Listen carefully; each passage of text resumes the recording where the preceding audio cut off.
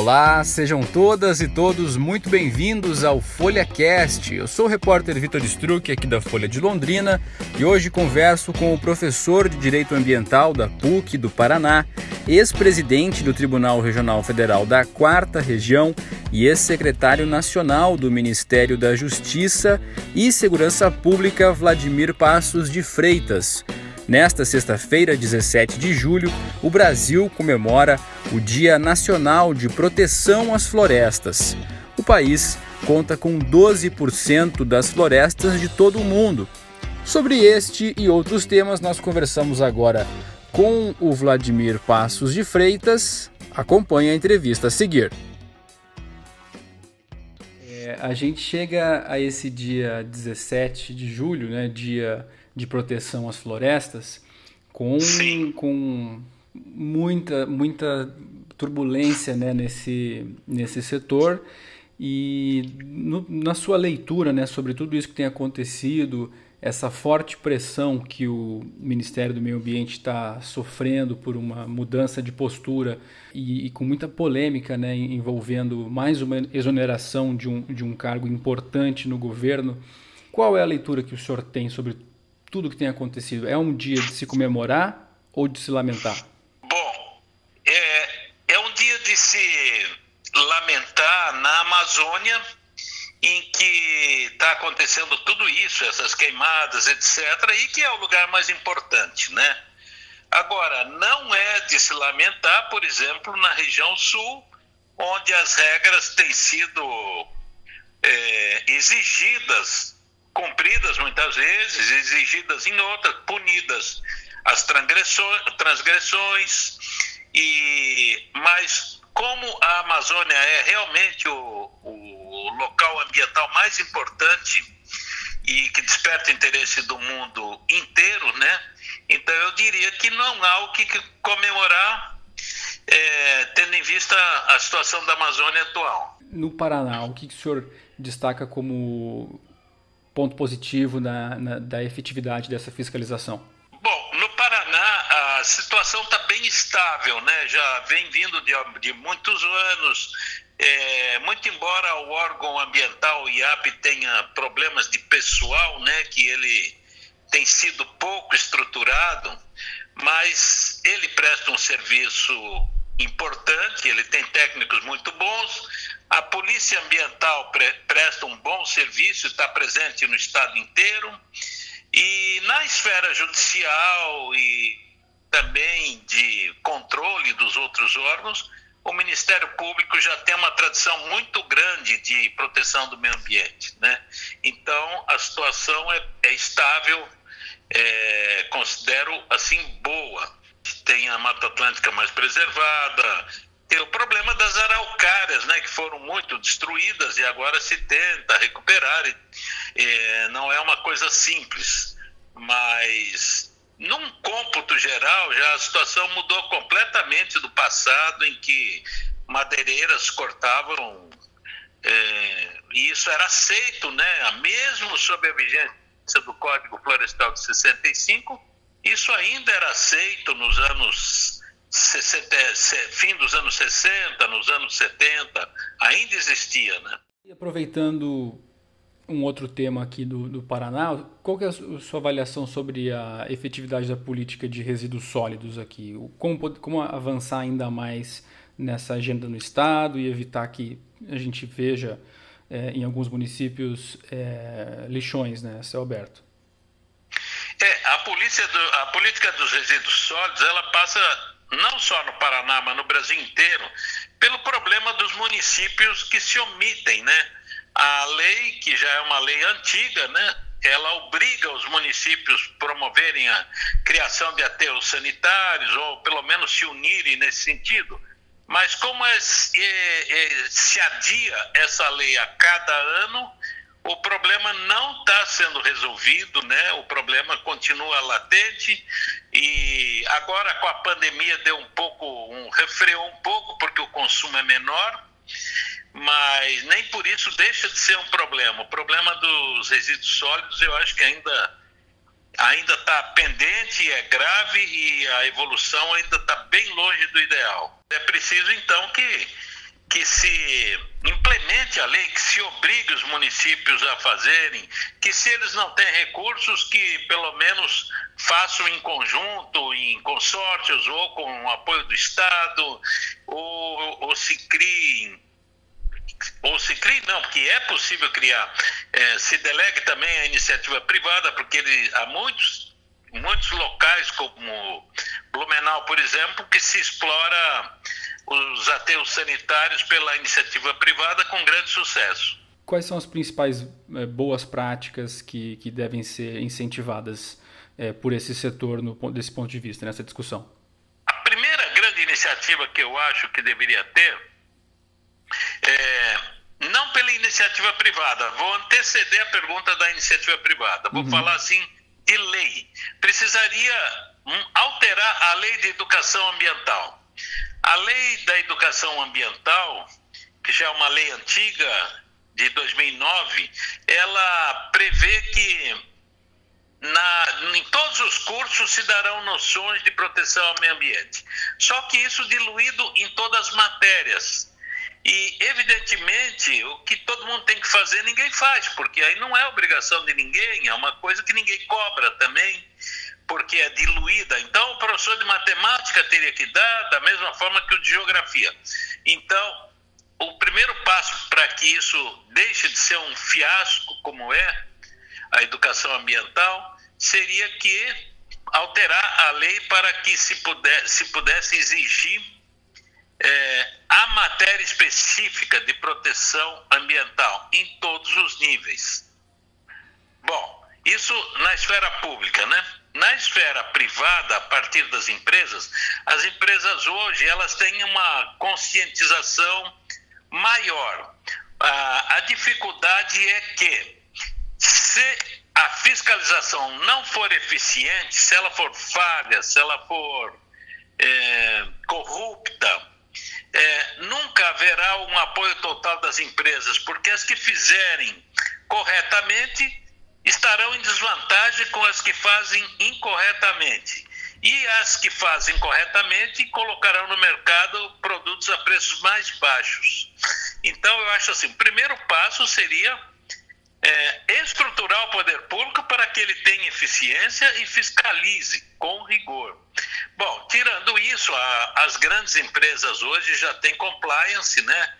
O compliance ambiental é uma realidade, é uma exigência hoje nas grandes empresas. A sociedade reclama maior proteção, maior sustentabilidade.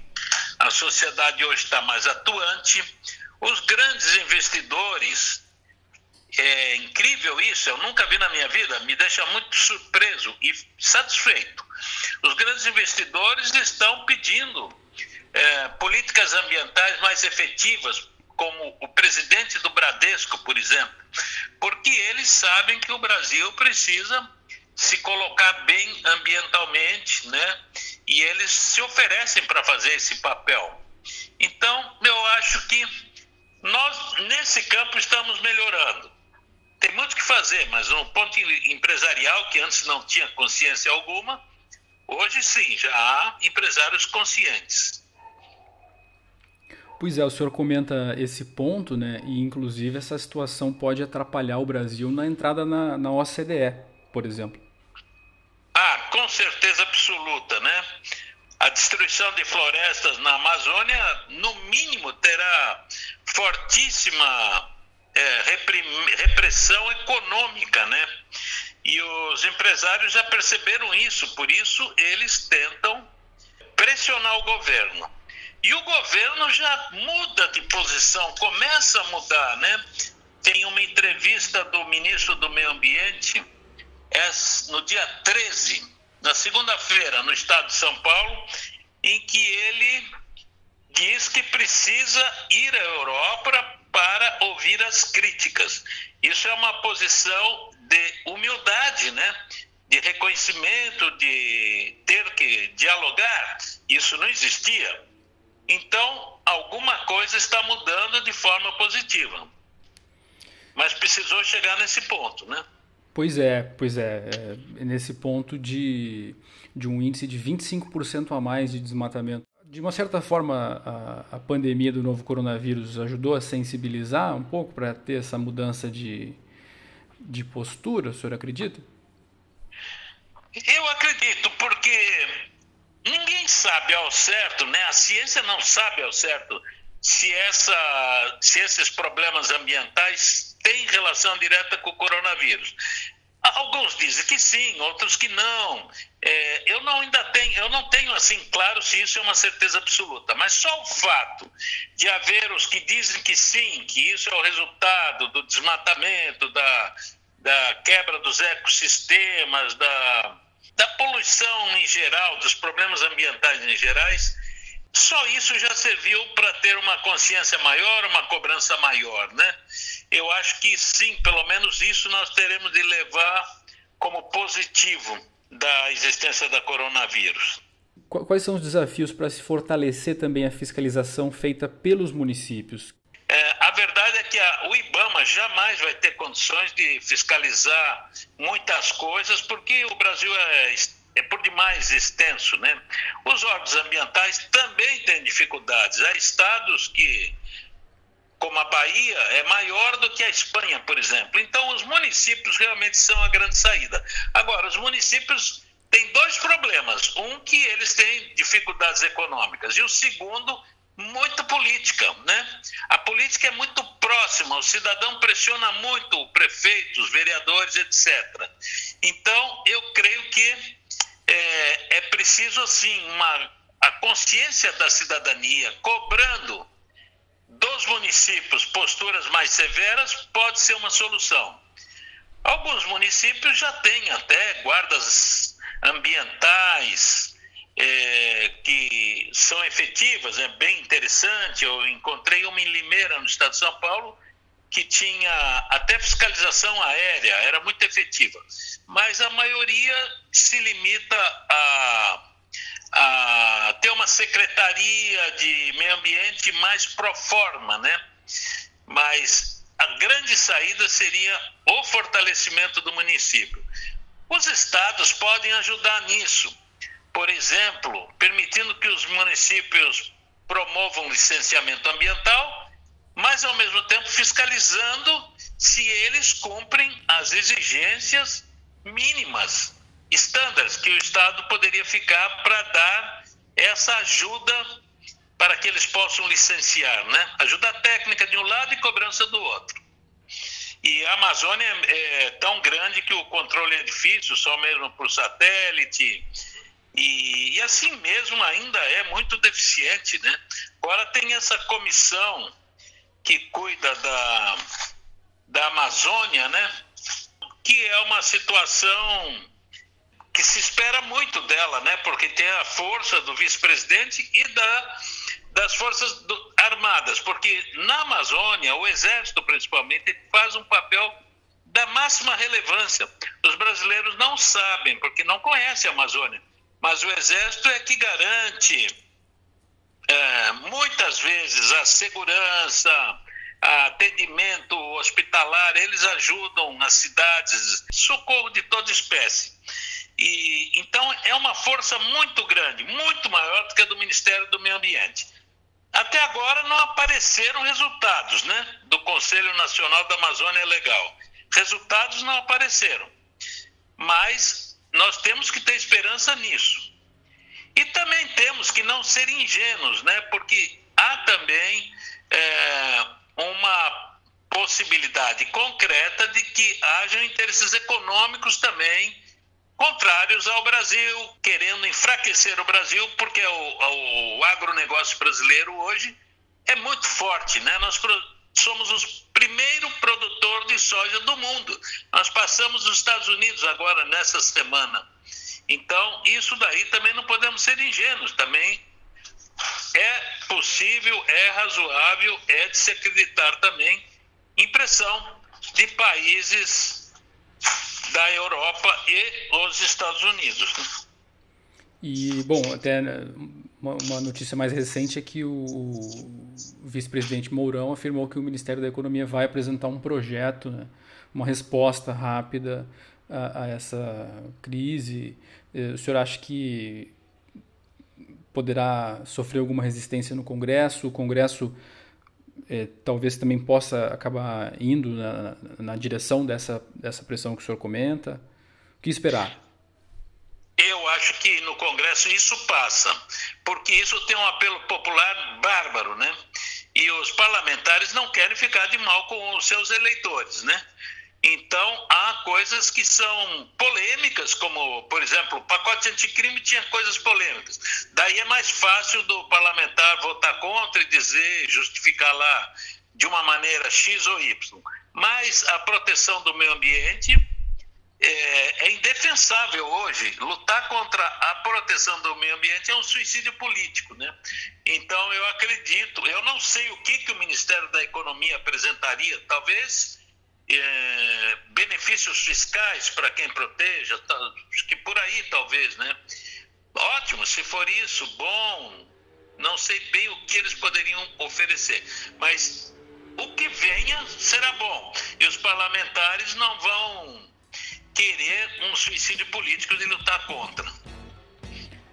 Bom, muito obrigado por conversar com a gente, né? O senhor gostaria de deixar alguma consideração final a respeito dessa data, a respeito desse momento que tanto o Paraná quanto o Brasil atravessam na questão ambiental? Eu diria assim, para encerrar, que o problema ter se agravado é bom porque nós tivemos uma conscientização maior. E agora partiremos para um novo momento que eu acredito será muito melhor.